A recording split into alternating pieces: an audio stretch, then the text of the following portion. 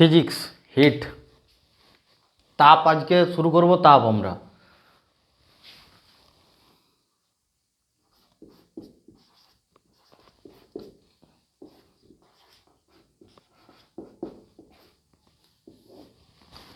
তাপ চ্যাপ্টার খুবই ইন্টারেস্টিং একটা টপিক। এই টপিকটা খুবই ছোট টপিক, এতে খুবই ইন্টারেস্টিং আছে, কিন্তু খুব সুন্দরভাবে আমাদের এটাকে ইন্টারেস্টিংভাবে আমরা বুঝে নেব তাপকে। তো এই তাপ নিয়ে আমরা আলোচনা করব। এখানে তাপের অনেকগুলো ব্যাপার ঘটছে, যেখানে ইঞ্জিন আর এগুলো সমস্ত কিছু আমরা পড়ব। তাপের যে আমাদের চলনের যে বিধি, পরিবহন, পরিচলন, বিকিরণ, তারপরে তাপ যে একটা জায়গা থেকে প্রসার, তাপের যে প্রসার সেগুলো আমরা পড়ব। তার বিভিন্ন উষ্ণতা পড়ব, ওখান থেকে লিন তাপ পড়ব, উষ্ণতার যে স্কেল, এগুলো সমস্ত কিছু আমরা তাপে পড়ব। এবং তার বিভিন্ন যে নিউমেরিক্যাল প্রবলেম আছে সেগুলোও আমরা এই টপিকের মধ্যে আমরা পড়ব। তো এতে ক্লাস যতগুলো হবে পরপর আমরা ক্লাসগুলো করে যাব। তো আজকে ফার্স্ট শুরু করব আমরা তাপ। তাপ যেমন হচ্ছে কি, তাপ যদি বলা হয় বেসিক্যালি হিট কি, তাপ হচ্ছে এক প্রকার একটা এনার্জি, তাপ হচ্ছে এক প্রকার শক্তি। হিট মানে তাপ হচ্ছে কি এক প্রকার শক্তি, এনার্জি। তাপ হচ্ছে এক প্রকার কি শক্তি, তাপ হচ্ছে এক প্রকার কি শক্তি, যা গ্রহণ করলে বস্তু উত্তপ্ত হয় এবং বর্জন করলে বস্তু শীতল হয়। তাপ যদি কোনো বস্তু যদি আমাদের গ্রহণ করে তাহলে সেই বস্তুটা কী হবে, উত্তপ্ত হবে, এবং যদি তাপ যদি বর্জন করে সেটা কি হয়ে যাবে, ঠান্ডা হবে, শীতল হবে। তো তাপ আমাদের তৈরি হচ্ছে কি করে না, তাপ হচ্ছে অণুর গতির ফলে আমাদের তাপ তৈরি হয়। কিসের গতি না, অণুর গতির ফলে আমাদের তাপ তৈরি হচ্ছে। অণুর গতির ফলে, অণু যদি গতি করে তখন আমাদের তাপ তৈরি, গতির ফলে আমাদের তাপ তৈরি হচ্ছে। অ্যাকচুয়ালি ধরো হাতে হাতে ঘষা লাগছে, দেখো হিট প্রডিউস হচ্ছে, এই জায়গায় অণু গতি করছে। কোনো জায়গায় যদি আমরা অণুর গতি করতে থাকে তখন সেখানে আমাদের হিট আমাদের প্রডিউস হবে। তো অণুর গতির ফলে আমাদের তাপ তৈরি হচ্ছে। তো তাপ যে আমাদের থাকে, তাপের তো বিভিন্ন রকমভাবে, এই যে অণুর গতি হচ্ছে, তাপ আমাদের হিট তৈরি হচ্ছে। তো তাপের আমাদের প্রসার আছে, যেমন তাপীয় প্রসার, যে বিভিন্ন ভাগ করা হয়। তাপীয় প্রসার, তাপীয় প্রসার, তাপ যে যাবে, তাপীয় প্রসারের যে নিয়ম হচ্ছে আমাদের কি, একে কি বলা হয়, থার্মাল এক্সপেনশন।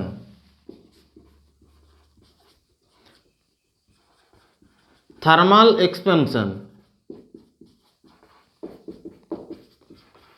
থার্মাল এক্সপেনশন, তাপীয় প্রসার, থার্মাল এক্সপেনশন, তাপীয় প্রসার।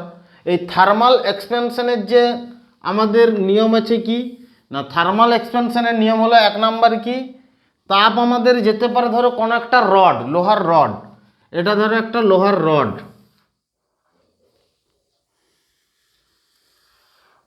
লোহার রড, এই লোহার রডের মধ্য দিয়ে যখন তাপ আমাদের এক জায়গা থেকে, এইখানে ধরো যদি তাপ দেওয়া হয়, এই জায়গায় যদি আমাদের হিট দেওয়া হয়, তো হিট দিলে তাপটা আমাদের কিভাবে যাবে, এটাকে রৈখিক প্রসার। এক নম্বর কি, রৈখিক প্রসার, লিনিয়ার এক্সপেনশন, রৈখিক প্রসার, রৈখিক প্রসার, যাকে কি বলা হচ্ছে লিনিয়ার এক্সপেনশন।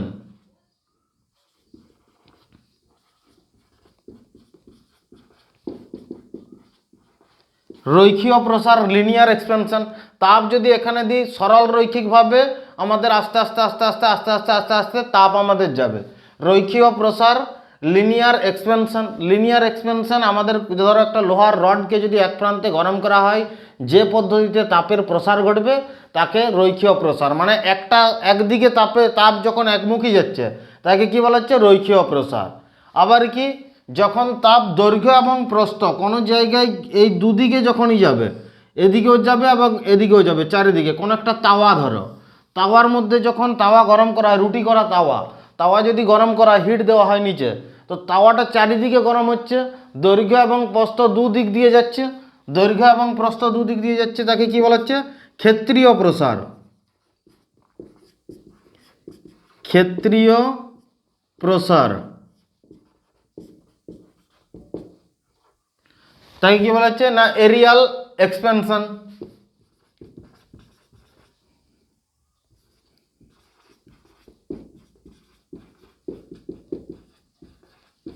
ক্ষেত্রীয় প্রসার হচ্ছে বলতে কি এরিয়াল এক্সপেনশন, মানে ক্ষেত্রফল জুড়ে আমাদের তাপ যাচ্ছে, যেমন তাওয়াতে আমাদের কৃষি হয়ে যায় না এরিয়াল এক্সপেনশন, ক্ষেত্রীয় প্রসার। আর একটা কি প্রসার আছে না দৈর্ঘ্য প্রস্থ, এবং যেমন যদি একটা লোহার ফুটবলকে যদি গরম করি তাহলে সেটাকে কী হবে? দৈর্ঘ্য প্রস্থ এবং উচ্চতা। তো কোনো জিনিস দৈর্ঘ্য প্রস্থ এবং উচ্চতা তিন দিক দিয়ে যদি তাপের আমাদের প্রসার ঘটতে থাকে তখন থেকে আমরা কি বলবো? না ভলিউম এক্সপেনশন, না আয়তন প্রসার।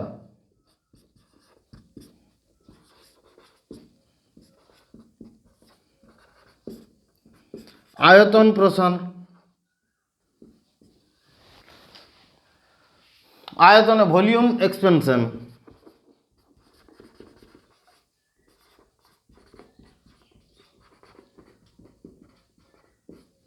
ভলিউম এক্সপেনশন দৈর্ঘ্য প্রস্থ এবং উচ্চতা তিন দিক থেকে যদি যায় তখন তাকে কি বলবো? না আয়তন প্রসার।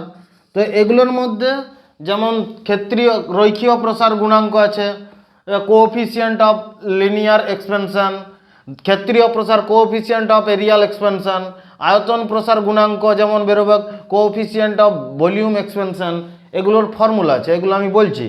মেন আমাদের রৈখিক প্রসার মানে যদি লম্বাভাবে আমাদের তাপ এক জায়গা থেকে অন্য জায়গাকে যায় তখন তাকে আমরা এক দিকে যায় তখন তাপের যদি প্রসার ঘটে তাকে রৈখিক প্রসার বলা হয়। এরিয়াল এক্সপেনশন মানে ক্ষেত্রীয় প্রসার, যদি দৈর্ঘ্য এবং প্রস্থ দুদিক দিয়ে যায় তাকে ক্ষেত্রীয় প্রসার বলা হয়। আর আয়তন প্রসার ভলিউম এক্সপেনশন দৈর্ঘ্য প্রস্থ এবং উচ্চতা তিন দিক দিয়ে যদি তাপের প্রসার ঘটে তাকে ভলিউম এক্সপেনশন বলা হয়। তো এগুলো যদি আমাদের রৈখিক প্রসার, আমাদেরকে রৈখিক প্রসার আলফা, রৈখিক প্রসারকে আলফা দিয়ে ডিনোটেট করে থাকি। ক্ষেত্রীয় প্রসার কি? আমাদের ক্ষেত্রীয় প্রসারকে বিটা দিয়ে ডিনোটেট করে থাকি। আর আমরা আয়তন প্রসারকে কি গামা দিয়ে ডিনোটেট করে থাকি। আলফা বিটা এবং গামা দিয়ে যদি ডিনোটেট করে থাকি। রৈখিক প্রসার গুণাঙ্ক এখানে কোএফিসিয়েন্ট। এরপরে রৈখিক, ক্ষেত্রীয় আর আয়তন তিনটে জিনিস বোঝা গেল। এরপরে আমরা কি করব? না রৈখিক প্রসার গুণাঙ্ক, ক্ষেত্রীয় প্রসার গুণাঙ্ক, coefficient of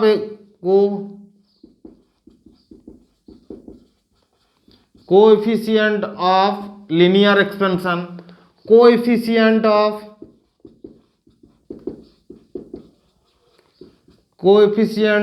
aerial expansion,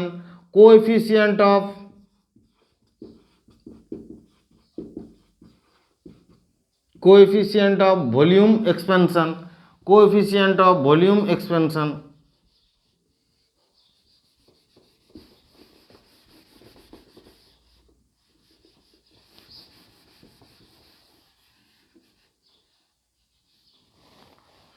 coefficient of volume expansion,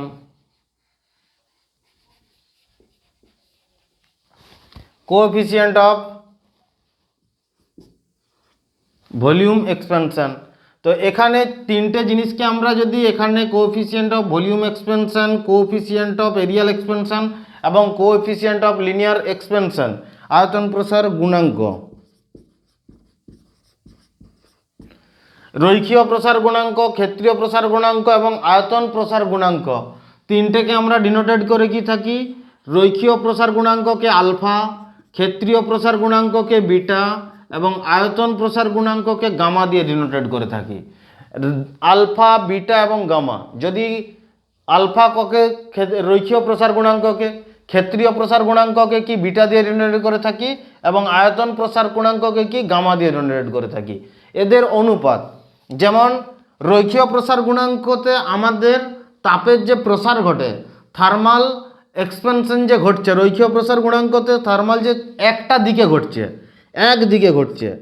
আর আমাদের ক্ষেত্রীয় প্রসার গুণাঙ্কতে আমাদের তাপের যে প্রসার ঘটছে দুদিক দিয়ে, আমাদের কি দৈর্ঘ্য এবং প্রস্থ দুদিক দিয়েই ঘটছে, দুদিকে এই রৈখিক প্রসার গুণাঙ্ক অথবা দৈর্ঘ্য এখানে দুদিক দিয়ে ঘটছে। এগুলো হচ্ছে অনুপাতের চিহ্ন। আর গামা মানে আয়তন, ভলিউম প্রসার কোএফিসিয়েন্ট অফ ভলিউম প্রসার গুণাঙ্কতে দৈর্ঘ্য, প্রস্থ এবং উচ্চতা তিন দিক দিয়েই আমাদের যায়, তিন দিক দিয়ে তাপের প্রসার ঘটছে। তাহলে আলফা, বিটা এবং গামার অনুপাত কি না 1:2:3। আলফা, বিটা এবং গামার অনুপাত কি 1:2:3।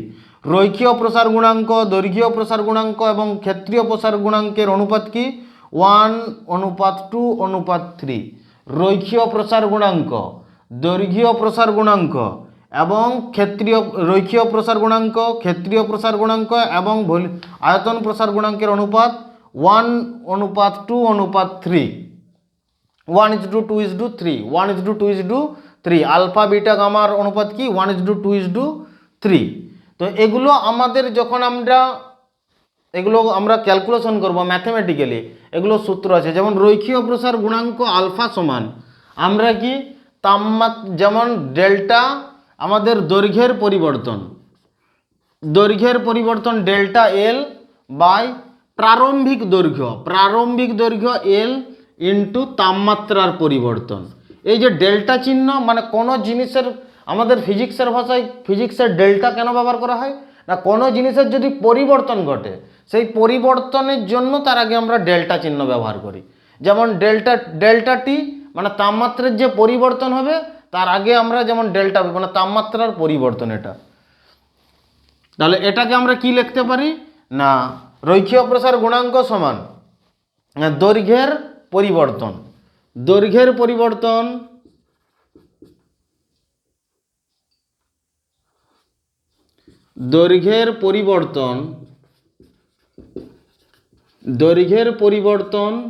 বাই প্রারম্ভিক দৈর্ঘ্য, মানে প্রাথমিক যে দৈর্ঘ্য থাকবে প্রারম্ভিক দৈর্ঘ্য ইন্টু তাপমাত্রার পরিবর্তন।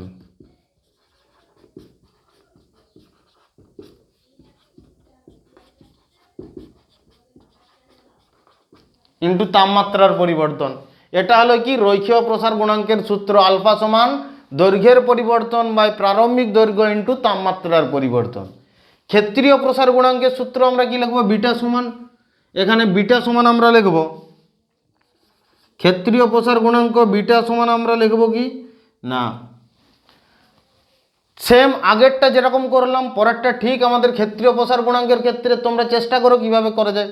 এটাকে যেমন ক্ষেত্রীয় প্রসার গুণাঙ্ককে যেমন কিসের পরিবর্তন হবে, ক্ষেত্রফলের পরিবর্তনকে আমরা কি করব, ক্ষেত্রফলকে এ দিয়ে ডিনোটেড করা হয়, এরিয়া ডেল্টা এ বাই প্রারম্ভিক ক্ষেত্রফল ইন্টু তাপমাত্রার পরিবর্তন। তাহলে কি ক্ষেত্রফলের পরিবর্তন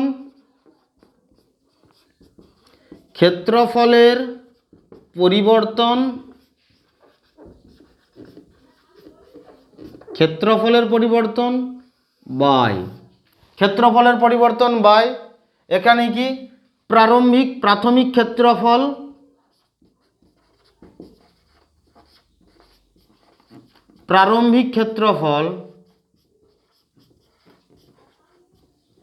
ইন্টু তাপমাত্রার পরিবর্তন।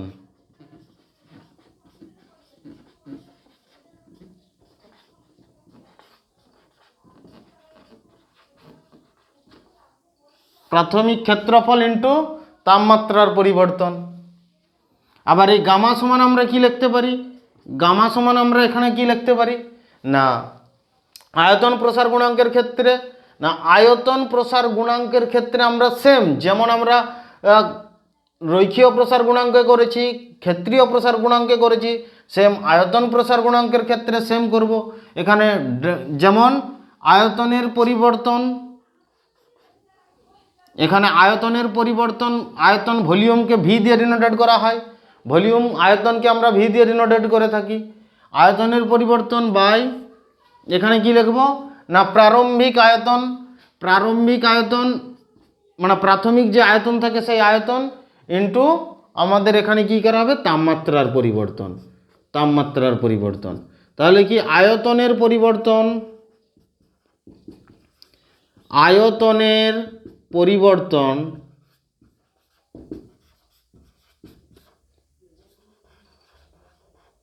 আয়তনের পরিবর্তন বাই আয়তন, প্রারম্ভিক আয়তন মানে প্রাথমিক আয়তন, প্রারম্ভিক আয়তন, প্রারম্ভিক আয়তন ইন্টু তাপমাত্রার পরিবর্তন, ইন্টু তাপমাত্রার পরিবর্তন, ইন্টু তাপমাত্রার পরিবর্তন। তো আয়তন প্রসার গুণাঙ্কের ক্ষেত্রে আমরা কি লিখব না, গামা, আয়তন প্রসার গুণাঙ্ককে গামা দিয়ে ডিনোটেড করা হয়। গামা সমান আয়তনের পরিবর্তন বাই প্রারম্ভিক আয়তন ইন্টু তাপমাত্রার পরিবর্তন।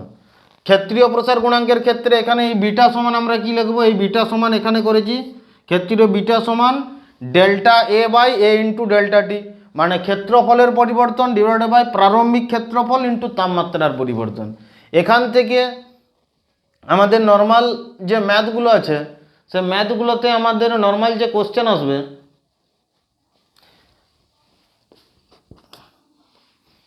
যদি বলা হয় 25 ডিগ্রি থেকে 25 ডিগ্রি সেলসিয়াস থেকে 75 ডিগ্রি সেলসিয়াসে, 25 ডিগ্রি সেলসিয়াস থেকে 75 ডিগ্রি সেলসিয়াসে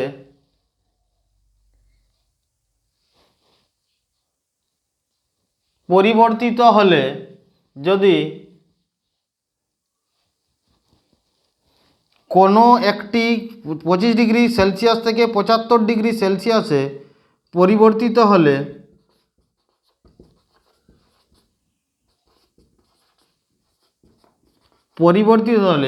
কোনো একটি লোহার রড, কোনো একটি লোহার রড,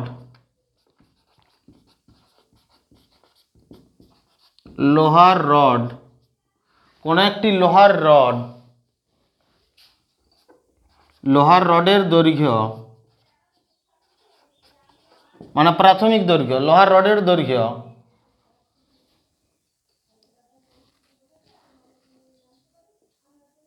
10 মিটার হলে,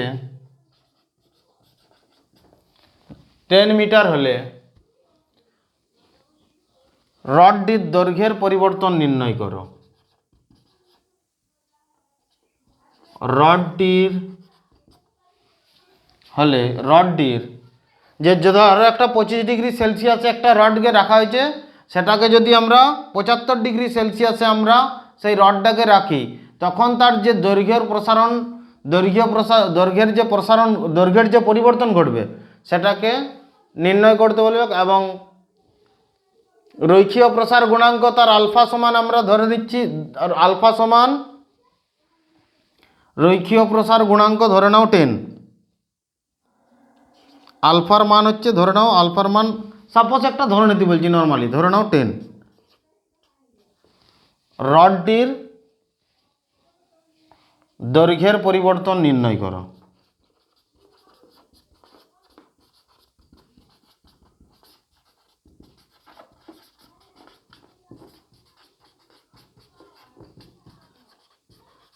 রডটির দৈর্ঘ্যের পরিবর্তন নির্ণয় করো। এখানে রৈখিক প্রসার গুণাঙ্কের মান আলফার মান ধরে নাও 10, আমি দিয়ে দিলাম 10। এখানে সাপোজ মানে ম্যাথামেটিক্যাল ক্যালকুলেশনে অ্যান্সারের জায়গায় আলাদা আসতে পারে, যেরকম কোশ্চেন দেওয়া হয়েছে। তো এই রৈখিক প্রসার গুণাঙ্কের মান দেওয়া আছে, এখানে কেবলমাত্র এই দৈর্ঘ্যের ডেল্টা এল। আমরা ফর্মুলাতে কি জানি, রৈখিক প্রসার গুণাঙ্ক আলফা সমান কি জানি, delta L by L into delta T. তাপমাত্রার পরিবর্তন কত হয়েছে, 25 ডিগ্রি সেলসিয়াস থেকে 75, মানে এই দুটোর পার্থক্যটাই হচ্ছে পরিবর্তন, মানে 50 ডিগ্রি। তাপমাত্রার পরিবর্তন কত হয়েছে, মানে ডেল্টা টি এর মান কত, 50 ডিগ্রি সেলসিয়াস, 50 ডিগ্রি সেলসিয়াস। আবার এখানে এল এর মান কত আছে, এল এর মান দেওয়া আছে 10 মিটার, এল সমান 10 মিটার। এখানে ডেল্টা এল আমাদের বার করতে হবে। ডেল্টা আলফার মান কত দেওয়া আছে 10, ধরো আলফার মান 10। এরপরে আমাদের এখানে আলফা সমান, এখানে আলফার মান ডেল্টা এল সমান আমরা লিখতে পারি, ডেল্টা এল সমান আমরা লিখতে পারি কি alpha into L into delta টি, alpha into L into delta টি। তো এখানে দৈর্ঘ্যের পরিবর্তন আলফার মান আমরা পুট করে দেব, এখানে দৈর্ঘ্যের মান আমরা পুট করে দেব, আর আমাদের তাপমাত্রার পরিবর্তন পুট করে দেবো, যা আসবে সেটাই অ্যান্সার। তাপমাত্রাকে আমাদের যদি এককটা দেখবে সবসময়, এখানে এককটা দেখবে তাপমাত্রার পরিবর্তন, এখানে সেলসিয়াস আছে, যদি আমাদের ক্যালভিনে, সবসময় আমরা ক্যালভিনে করে সমাধান করব। অ্যান্সার কিসে দেওয়া আছে সেটাকে আমাদের আগে দেখতে হবে, ঠিক আছে।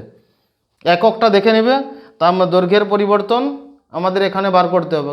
তো এখানে বসিয়ে দাও 10 ইন্টু এল এর মান কত আছে 50 ইন্টু এল এর মান কত আছে 10 ইন্টু 50। এখানে এই আলফার মান দেওয়া আছে এটা 10, এটা অনেক বেশি, আলফাটা মানে অনেক বেশি দেওয়া হয়েছে বলে এখানে এটা 10 ইন্টু এখানে 10 to the power minus something একটা দেওয়া থাকতো এবং তার একক দেওয়া থাকতো। একক অনুযায়ী আমরা এই তাপমাত্রার এককটাকে সেভাবে কনভার্ট করে নিয়ে সেইভাবে আমরা এখানে ইউজ করব যদি ক্রিটিক্যাল করে। পরবর্তী এর পরের ক্লাসে আমরা খুব ভালোভাবেই আমরা এটাকে পুরো ডিটেলসে আমরা আলোচনা করব। এই ম্যাথগুলো যত ধরনের ম্যাথ আছে পুরো ম্যাথামেটিক্যালি আলোচনা করব, তারপরে ক্লাসে আমরা আরও এন্ট্রি করব পরের ক্লাসে। আজকের ক্লাস এই পর্যন্ত থাক, এগুলো খুব ভালোভাবে করে আসবে, যে তাপীয় প্রসার থার্মাল এক্সপ্যানশনের যে নিয়মগুলো, এই 3টে নিয়মকে খুব ভালোভাবে করে আসবে, এদের অনুপাত এবং এদের ফর্মুলাগুলো, এগুলো খুব ভালোভাবে, চাই পরের দিন ক্লাসে আমি এগুলো সব ধরবো। থাক, আজ এই ক্লাস এই পর্যন্তই।